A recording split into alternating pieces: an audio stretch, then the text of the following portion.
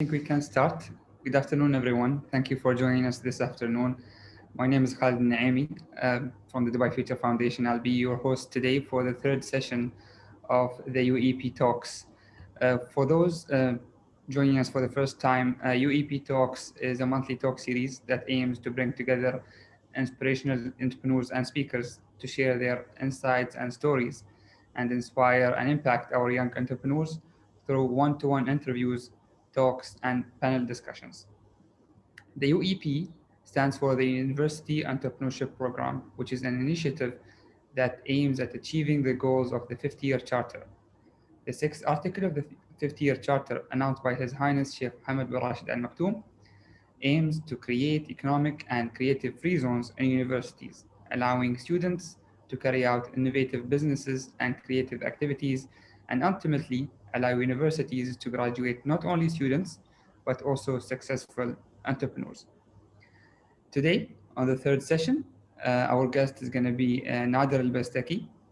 Nader comes with a long experience in entrepreneurship, and he's also part of the Dubai Future Foundation. He's actually in our strategy team. He's a corporate strategy lead at the Dubai Future Foundation. He started his entrepreneurial journey at a very, very early stage in life. I think it goes back to his university years. Nader's going to talk more about it. I don't want to spoil the stories and secrets of Nader's journey.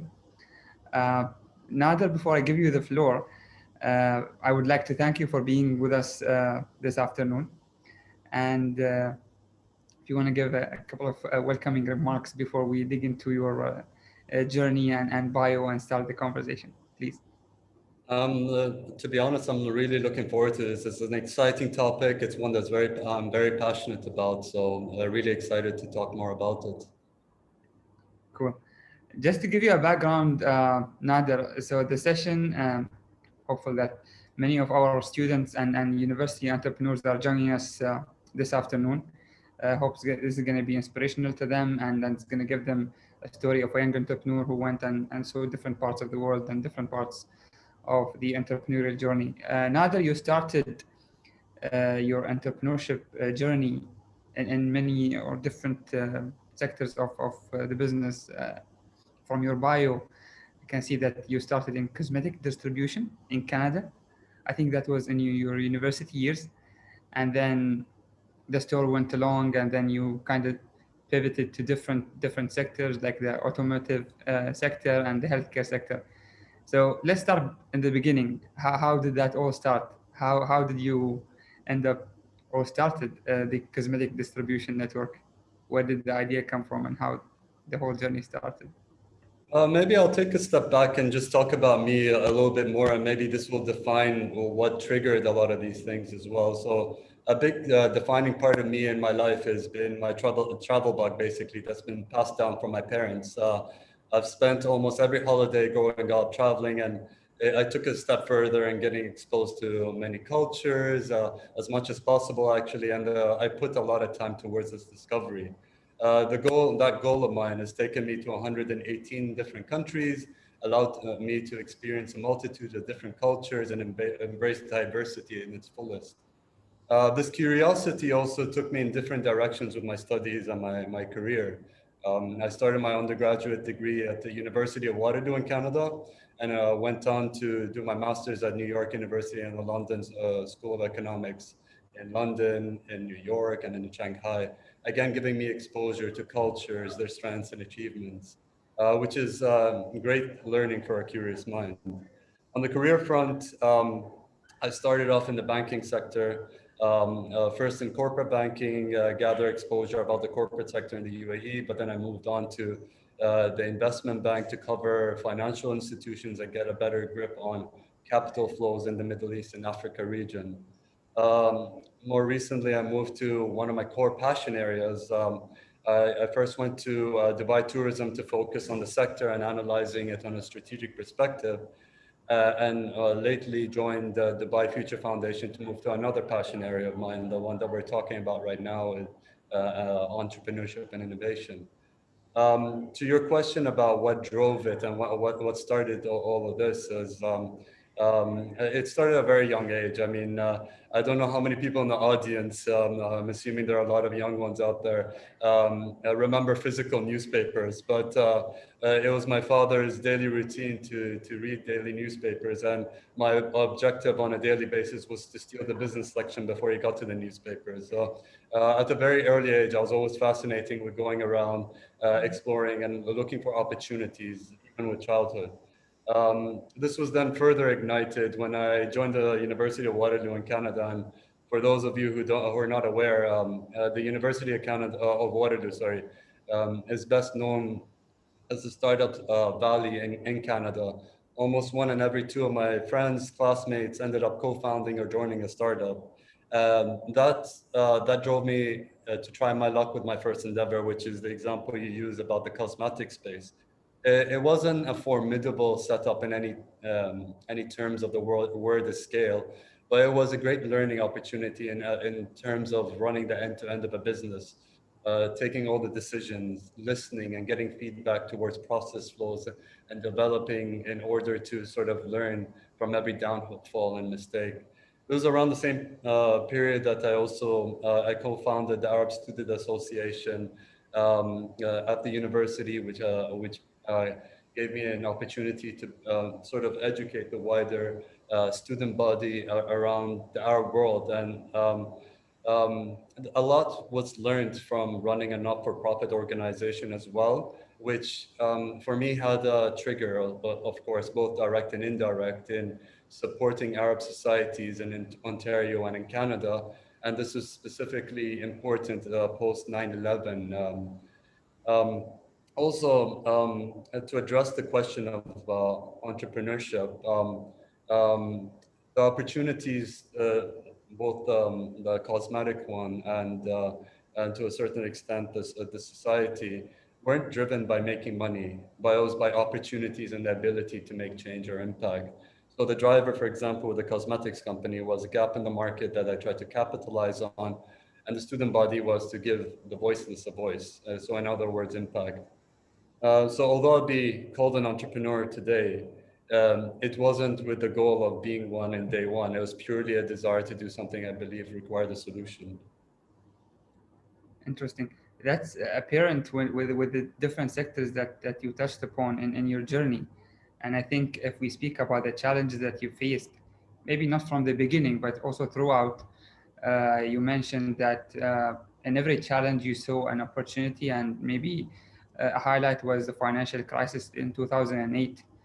And after that, you had two additional startups, one being in the healthcare sector, I believe, and the other one in the automotive. So, how can you explain to our young entrepreneurs, uh, or what's your advice for them to turn these challenges, or maybe global challenges that maybe similar to the ones that we are facing right now with the lockdowns and COVID and all the slowdown in the economies around the world, to turn them into opportunities? How did you do that in 2008, and what's your advice to do now? So I guess some of the biggest challenges I learned from the various ventures, I guess, were not clear cut until I had my first failure. And ideally, this is why this forum is there, is so we share these learnings. I realized that I happened to be very lucky with my first two ventures. When I moved back to the UAE, this was after my university stint. Um, um, I was in this drive to make business, finding what I perceived were gaps. And the first venture I was involved with actually was in the entertainment space to cater to what my desktop research pointed towards, which was a hugely underserved market segment in the UAE. When I studied the market, I noticed that there was this large addressable population that could potentially gain, in my perspective, from an entertainment product, which was, I thought, missing from their language and cultural context. What I failed to do is two things I happened to do very well with my first couple of endeavors in Canada without knowing I did them well. And number one was using a large group of classmates, friends, their networks as sounding boards for the gaps that I identified. And more importantly, addressing a problem in the market. So what I hadn't realized was something I'd done extremely well was addressing a problem that needed a solution. However, with my entertainment endeavor, I jumped to a solution that I perceived to have a gap or a problem worth addressing. Um, the issue I had there was the business model also taking learning into perspective was although I pride myself with trying to be agile and thinking on the spot, a model like an entertainment model, which is very upfront, capex heavy, is one that's very hard to change, and especially when data points that show you a different direction.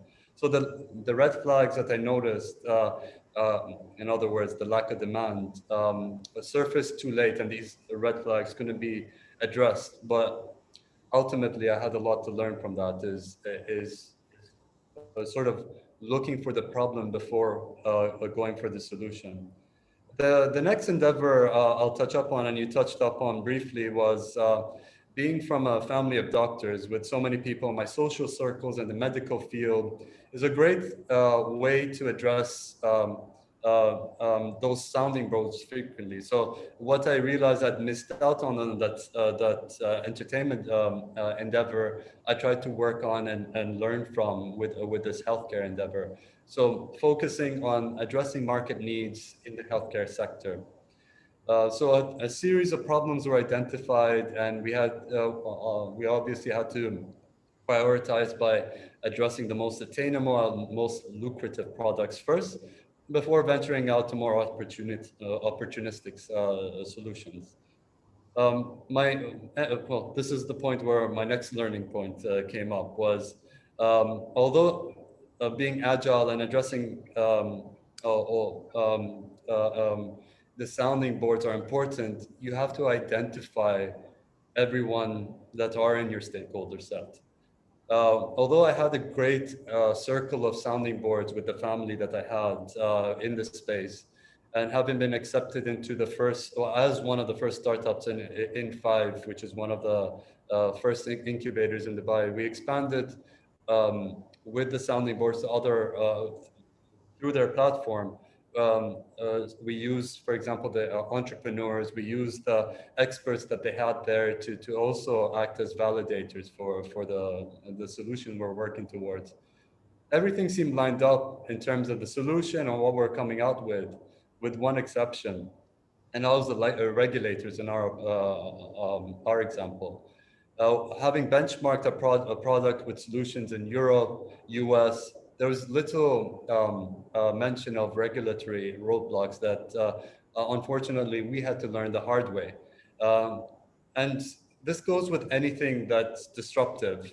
There has to be this educational sort of track that you always have to keep in mind, and involving everyone that you have to educate very early on. So involvement with them, unfortunately, with us, happened to be when business development had already taken place and was underway.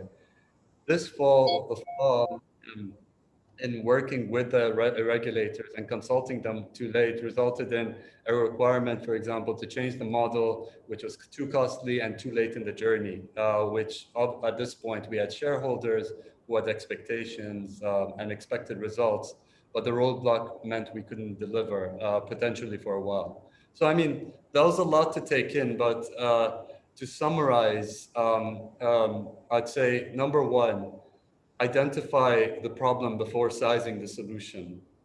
Validate the solution with all your stakeholders, and I mean all, not the ones that are just within your target audience, everyone that you could potentially have a touch point with.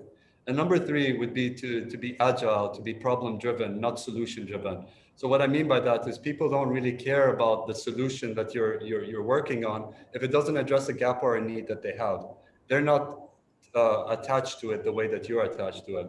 So the mindset basically has to be more on the consumer and the problem, and not being vested and too protective of the solution that you've come up with, and being agile to all this feedback that the market gives you. Interesting. Now, just to give our audience also some context, if you can just briefly explain the business of each startup that you started, if you don't mind. So the cosmetic distribution and the healthcare and the automotive one. Sure. At a very high level, the cosmetic business was basically an opportunistic play where we're connecting retailers and some end users to cosmetic products that weren't available in the market. So by context, the University of Waterloo fell into a university city that didn't have your big block stores, didn't have the big department stores, and therefore gaps in terms of the offerings, specifically when it came to cosmetics. Well, on the opportunity side, you had a very vibrant ecosystem with startups, high net worth individuals, university professors with high income and spending capabilities that didn't have all their needs met in terms of well, both needs and wants in terms of cosmetics. So that drove the opportunity and what started there. But I mean, it was a very limited in terms of scale because it was a very specific gap in the market that was in the Waterloo ecosystem. The entertainment business was um, addressing. So when I first moved back to the UAE, I realized there was a big Punjabi-speaking population in the UAE, and what my desktop research showed me was there was a lot of people that spoke this language, but and there was a lot of cultural movement in this language. There were it's a leader when it comes to music. It's a leader when it comes to dance. And when you think about Punjabi culture, you think about vibrance. And what I found was missing, although we had such a big Punjabi speaking population in the UAE, was entertainment that catered to this very vibrant community.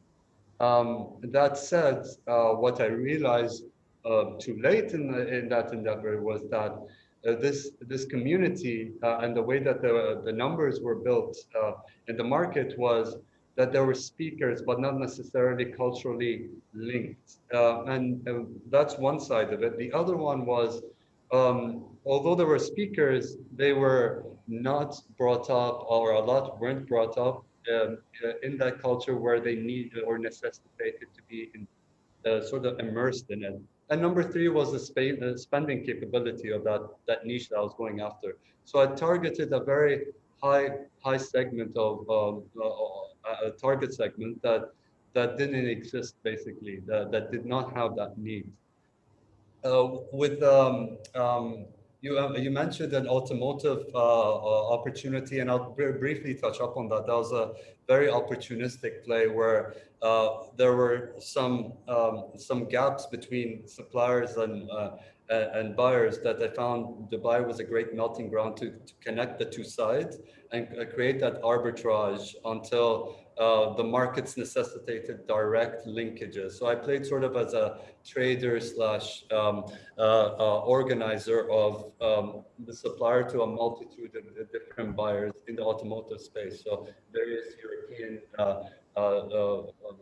automotive manufacturers, for example, to suppliers in Asia and Middle East. And finally, the other one that we touched up on was the healthcare startup. Was one of the first platform plays in the world, actually, where it was basically addressing the efficiency side of the healthcare system. So connecting the healthcare providers to the consumers. So this was appointment setting, creating insights, and centralizing all that in one place so people could see what doctors' schedules. And this was in 2011. So I mean, we're starting to see a lot of this now, but this was something that was very far-fetched almost 10 years ago. So appointment setting, centralization, and insights for the authorities as well, ultimately to see where the gaps are in terms of where are the needs, what kind of healthcare do people necessitate, which can then be shared with the authorities as gaps in the market and potentially a red flag to be addressed. Or on the other side, what do we have too many of that we don't really need in the market as well? So creating this whole element of data-driven sort of supply and demand calibration in the healthcare sector. Um, So those are some of the early endeavors. I mean, after that, I got more involved on the other side of the spectrum is investing, mentoring, and advising startups, which I've been doing for the last few years now. Mhm. Nader, I think one common thing between all these startups that you worked on and mentioned is something that you mentioned in the beginning of this conversation, which is identifying the gap. I think maybe today many startups or many entrepreneurs they think globally and they look at the global giants who came out of the entrepreneurship journeys and the startup phases and became giant players like maybe Amazon, TikTok, what's happening with Uber and Airbnb. Uh, how do we tackle this and educate the young entrepreneurs here that it's not only about mimicking what's winning the global platforms rather than looking at what the region needs and customizing our solutions and products for the region, because it's really interesting what you mentioned about the entertainment startup and the Punjabi culture. That's something that maybe many of us or many of the entrepreneurship entrepreneurs will not see or identify.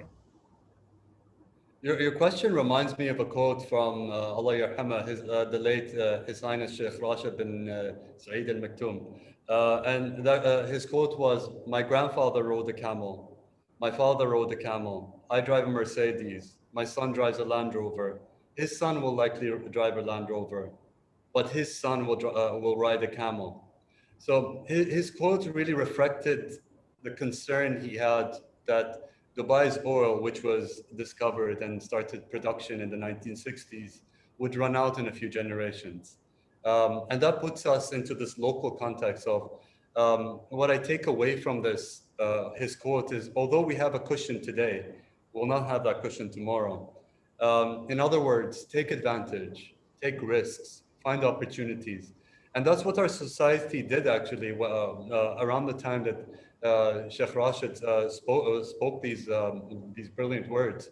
The growth and risks that they that they took actually put Dubai on the map with some of the world's largest malls, the largest airport, airlines, the largest port operator in the world, or one of, to name a few. A lot of these were know-hows we started exporting to the world. I mean, it wasn't just for the context of Dubai. We became global leaders in these spaces. And this had nothing to do with oil. This had nothing to do with the pearl industry before that. We took risks, we found new sectors, and we created completely new sectors in the economy.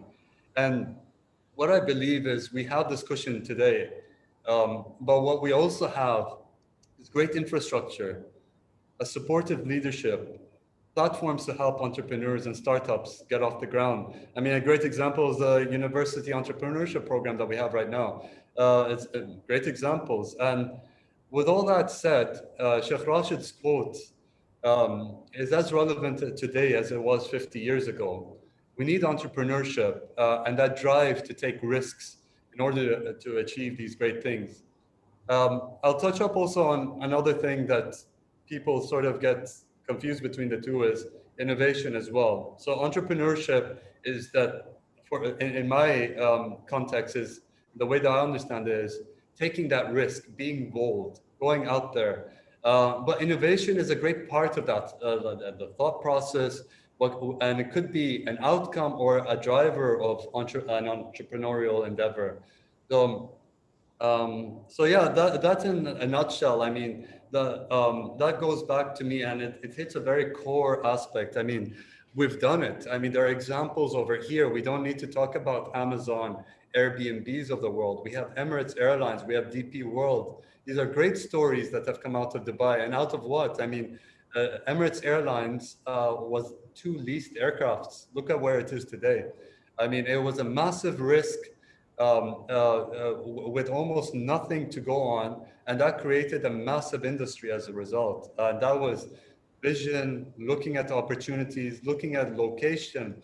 So to your point as well, again, around how do you put it into the context of us, leveraging some of the strengths that we have as well. So we have this great infrastructure. In that day and age, we were very well positioned globally. We were in between Europe, Asia, Africa, the Middle East. We became a hub. So we already have this hub. We created this hub. How can we leverage this for the next big thing, basically? And we have a great opportunity today that a lot of our forefathers didn't have before, is that infrastructure that allows us, that leadership that listens to us, and the platforms that we're currently talking to right now. Absolutely. Thank you very much, Nader. Actually, some of the points that you mentioned are a few of the most valuable points that we look at today, and how Dubai was built on the mindset of those visionary leaders, and also the mindset of entrepreneurship and seizing the opportunity and building upon it. I wanted to touch upon also some interesting part of your journey. I know that you spent some time not just traveling, but also spending time in Latin America. And I believe that not just contributed into your entrepreneurial experience, but also personal experience. So if you can share with us that experience. And as a follow-up to that experience, and now when the world is kind of moving from the physical interaction to the virtual interaction, how can our young entrepreneurs uh, have this exposure, maybe remotely or virtually, and can it happen? I have another quote actually with the question that you have, and you've hit something of a passion point again. And this one is people. And a big part of all this reminds me of this Zimbabwean way of life known as Ubuntu, and which basically means we are, therefore I am. And I only really got to learn this and experience this with some of the endeavors I had, one of them being the Latin America experience I had. So after doing the military service in the UAE, I took some time off basically to recalibrate, refocus, and sort of reflect on what was important to me in life. And that took me through Latin America from various places, but this specifically took me from Costa Rica through Nicaragua, El Salvador, Honduras, Guatemala, Belize, and Mexico. And through all these experiences, I happened to live, work in various places to make my way through. And one of the places that really stands out is a chicken farm that I was living on. And what I'm known for at Dubai Future Foundation, which is what you're picking on right now, is living with a family that owned the chicken farm. But more important from this experience was what I gained from them. And it was the importance of happiness and people. And that's not driven by money. Prior to the army, I was in an investment bank, and a lot of the pride of me, my colleagues, were about the nice, flashy things that we're able to purchase. Whether it was a nice, flashy car, nice, flashy watch. What I didn't realize was how important happiness was at the core, and how easy it was to forget that these items don't necessarily mean happiness. So with this family, they were literally living on bare necessities to the core of the word. They'd have a massive plate that they would serve on a daily basis, and the arroz frijoles, which is basically rice and beans. I don't know if you've had it, but it's very typical in Central America. But what they basically had was that every single day, and what they took pride in doing was creating a little bit of a gap in that pie that they serve to their family and every day, and share that with me, share that experience. And it gave them this sense of pride, this sense of I've actually hosted someone, I've welcomed someone into my home, shared my experience. What's more than that is, I mean, after having this amazing meal, they'd create games from the most simple things, from like they'll pick up a fork and start creating a game out of it. The most simple things, but created so much value, brought in the community, they brought in their neighbors. So there are a number of these experiences I had along the way on this Latin America journey, but this one sort of really reminded me about what is happiness and what am I really driving to accomplish with my life. is money going to buy me that, or is that passion, that change, the sense of purpose, and what I'm working towards going to drive that and my happiness in the future? Very interesting. My follow-up question was, Nandra, I know maybe you forgot it, but now as the world is more connected virtually than physically, uh, do you think that this kind of exposure can still take place? Can the young people now get exposed to cultures in Latin America and Africa, as you mentioned, although it's kind of restricted to travel or roam around as it used to be? I feel like yes, there's some opportunities to what you're saying there. So we're in a world that's well connected, that has built this connectivity to the most remote parts of the world. But there's also um, um, this worry that I have about bias of the masses. So what you see in your news feed is triggered by what you've liked in the past, and this sort of bubble that you create for yourself in terms of interest that a lot of these algorithms pick up over time. Without going out and experiencing a lot of this firsthand, there are a lot of biases that come out of these sort of and confirmation biases, right? Out of all these things that you sort of put yourself into and constantly reinforce by seeing the same thing over and over again. Which, I mean, I won't go into it too much, but there is an opportunity to connect people the most remote parts of the world, but being open to the fact that that exists and utilize platforms to the fullest is a great opportunity that I didn't have in my childhood. My parents and my grandparents didn't have. It took months for them to get exposed to someone in a different culture, versus today I can do it in seconds. But also being very open and cognizant of the fact that there are biases that we create ourselves, but also a lot of these platforms create, because they're basically trying to cater to what our interests are at the same time. So opportunity, but we have to be cognizant about it as well. Great. While we approach the last 10 minutes of the conversation, Nader, I see a couple of questions coming in the Q&A. I would like to remind our attendees also if they have any questions. I see also very interesting insights and opinions shared on the chat. But one question that stood uh, here is if you have, now looking back at your entrepreneurial journey with its ups and downs, looking back at it, if there is a specific thing that you would change, what would it be? The one thing I would change is the fact that I didn't take more risks and failed more. I was, and this is, maybe I can touch up on this a little bit, because it's something that touches on His Highness Sheikh Rashid's quote a little bit, but also touches up on the way that societies tend to have changed over time. And you've seen this in Japan. I personally see it to a certain extent in the UAE, as well as we had great opportunities that a lot of very risk-taking forefathers of ours took advantage of, and created massive conglomerates that will span the world. What that's put us in a great opportunity, but also created this cushion of anti-risk, because basically what's happened is we have these massive conglomerates that have created job opportunities, and basically created this mindset, this protective mindset of ourselves with our children, of why take the risk when you have this massive conglomerate that can give you job security, your basic Maslow needs covered, for your life to kickstart and grow in. Why go and take a risk when there isn't much? And to be honest, a big part of what I wish I'd done a lot more of is taking those risks and challenge those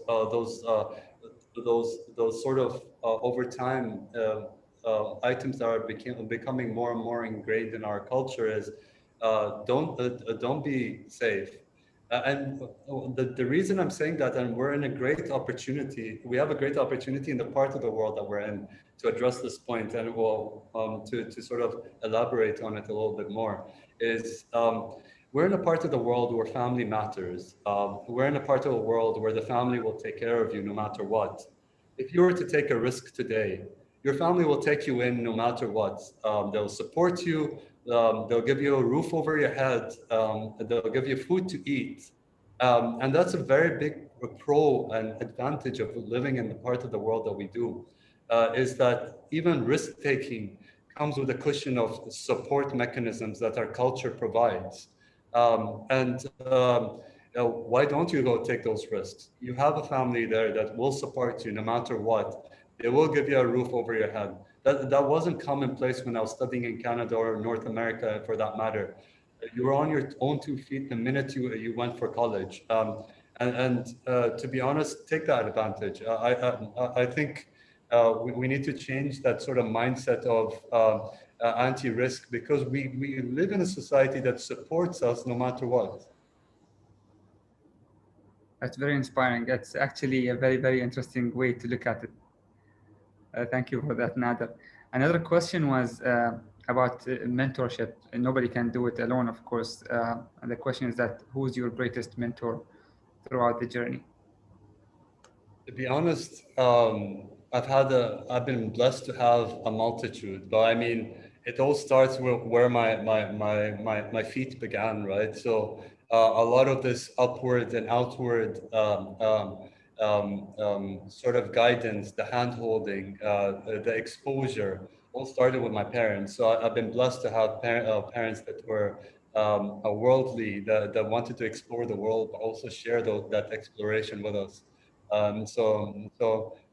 A big part of it was my initial mentors, but also over time, I've been blessed to have many, many others as well. Advisors, mentors, people I look up to, people I soundboard with, people I have coffee with, colleagues that act as mentors, that act as support mechanisms for me. So I've been blessed to have all these people along the way. If I started to list them, we'd have to go on for at least 2 or 3 days. But really, really, a big thank you to all of them as well. Very, very hard to pick and choose. Yes. Okay, Nader, I think we're gonna take one more question because we are approaching the 45-minute mark. I think this is in a follow-up to what you mentioned about that we live in a culture where there is kind of a safety net of the family support, etc. But we have a question that says we also live in a part of the world where failure is a problem. People are kind of afraid of failure for the sake of it, that it's being labeled as a failure, whether you make it into a business, you fail financially, etc. So how are we going about that, and how to maybe avoid that? The way that I look at that, to be honest, is that had to be changed wherever it happened. People don't like failure. People don't like to be brought down. But this failure is not the end point, and that's what needs to change. It's about trying, failing, learning is a key word there, and then moving again forward. So what I want to go back to is, if you were going to try and fail, it will be frowned upon, but no one will say no to it once you've jumped on and taken that risk. So, I mean, people will push against the riskier option when you have something cushiony on the other side, the opportunity cost. But maybe bringing it back to the time that we're in as well, is that opportunity cost is not a cushion anymore. It's actually a very tough time for the global economy. And as a result, you have the largest conglomerates in the world that are struggling. They're not hiring. They're not bringing in people, but they need solutions. They're not agile enough for those solutions. That's an opportunity that a small, nimble startup can address. And if you're taking that risk, your opportunity cost is what? Potentially not getting that job and potentially getting an internship somewhere that will and get you ends meet maybe. So my I guess advice here is, I know there's this mindset, but if you were to take it and you were to be that driver for change, that example for success, we need people like that to share this ideology, to sort of create and at the end of the day, it's you create this momentum, this inertia by starting it. If I was there and the only person that's speaking and only person that's doing, it won't go anywhere. But if I have 1,000 people that go on to share their stories to another 1,000 people, you have 1,000,000 people that are inspiring each other to take risks, to fail and learn. So ultimately, I know that is unfortunately a big a problem of having the cushion and the safety nets are we've been blessed with, is this mindset of why do we take this risk? It's frowned upon.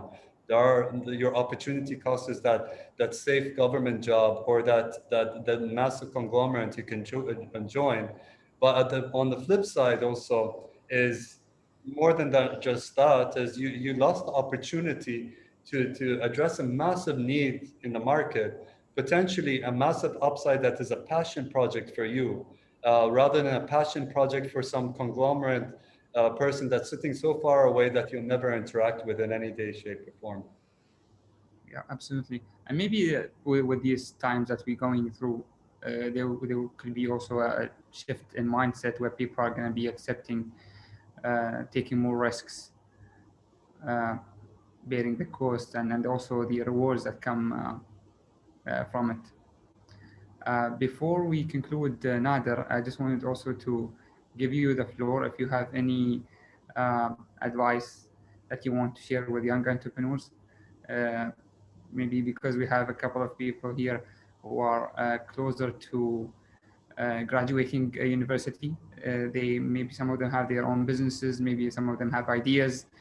Uh, if you want to talk to our young entrepreneurs, you have the floor.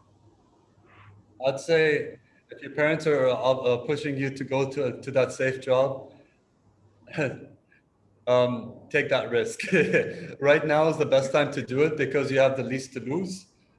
Your parents are most supportive earlier in your journey.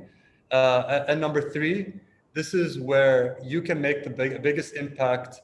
You can make a change and you can not just drive your passion, make an impact with this passion in the best way, shape, and form. The world needs it, the economy needs it, and it's a great platform for to start it. And what I mean by that is an example of there are various and some of the most amazing startups were born out of struggles, tough times. And an example is Uber. It was born in the last financial crisis.